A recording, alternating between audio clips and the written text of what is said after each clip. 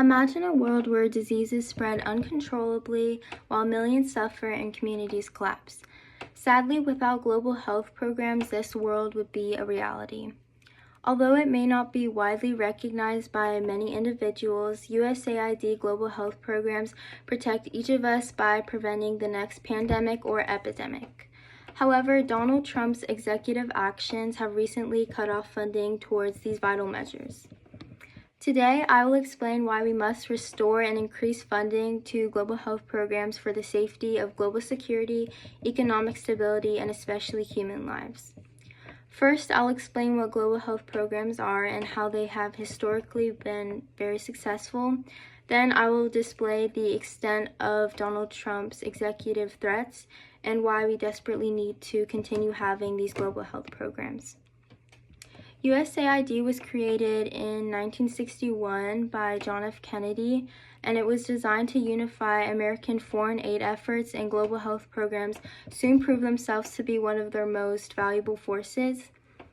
These programs provide life-saving vaccines, they prevent the spread of dangerous illnesses, and strengthen healthcare systems across more than 50 countries. One example of the successes of global health programs is PEPFAR, and that stands for President's Emergency Plan for AIDS Relief. This program provides vital treatment, prevention, and care services to those who are struggling with HIV or AIDS. According to NBC News, PEPFAR, which works in more than 50 countries, is credited with saving more than 25 million lives since it was launched in 2003. This demonstrates the undeniable impact of global health programs and how they transform the healthcare system and communities. Despite their successes, Donald Trump continues to threaten significant initiatives, including these global health programs. Soon after his inauguration this year, Donald Trump enacted severe cuts to global health initiatives. This terminated many programs without warning, leaving the stability of many communities vulnerable. According to the medical professionals reference, the U.S. government has ended funding for 58,000 global health programs, and this move came in a wave of emails from the U.S. State Department informing thousands of health groups, refugee camps, tuberculosis clinics, and polio vaccination projects that their funding from the USAID has been terminated.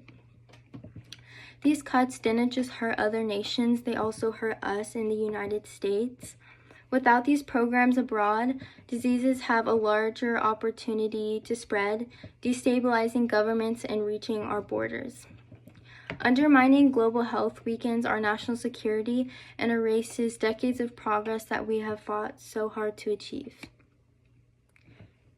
Investing in global health programs is a pressing issue, especially today, considering the devastating COVID-19 pandemic that has just transpired.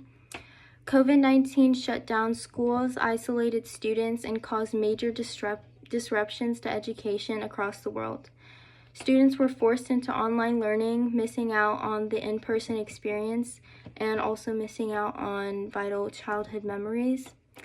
The economy also suffered from this disease as the U.S. lost around $20 billion in output. Strengthening global health programs should incentivize the government to not repeat history. Global health programs are critical for pandemic detection and early response. According to the Global Health Security Index, 195 countries remain dangerously unprepared for future epidemic and pandemic threats. Investing now means fewer shutdowns, fewer lives lost, and more stability for students, families, and society as a whole. Some politicians argue that we should focus solely on issues occurring within the United States, but global health programs are not acts of charity, but they are actually strategic investments. According to the World Bank blog, preparing for and preventing crisis is the best investment. In fact, for each dollar invested in prevention, about $16 is saved down the road. Providing medical aid to countries is a preventative measure that stabilizes the economy from detrimental outbreaks. By investing in global health, the U.S. can lessen the possibility of a disease spreading uncontrollably. Rather than being a waste of funds, these programs are cost-effective, saving money by reducing the long-term costs associated with dealing with worldwide outbreaks. By promoting global health, it stimulates the economy by maintaining travel and trade and international relations, which are all things that undeniably will help our economy. Without these efforts, we risk instability, economic losses, and unnecessary death. As we learned from COVID-19, investing in prevention is far less costly, financially and emotionally, than responding to a crisis after it's too late. USAID global health programs have achieved monumental success, yet today they are continuously under threat from reckless funding cuts.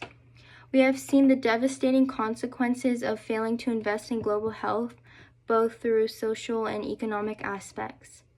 Increasing funding for global health programs is essential to preserving global stability and saving millions of lives. To combat funding cuts and restore the strength of global health programs, I urge you to call our congressman or a local representative to voice the pressing need for change. If we invest in global health today, we secure a safer and stronger future for every individual.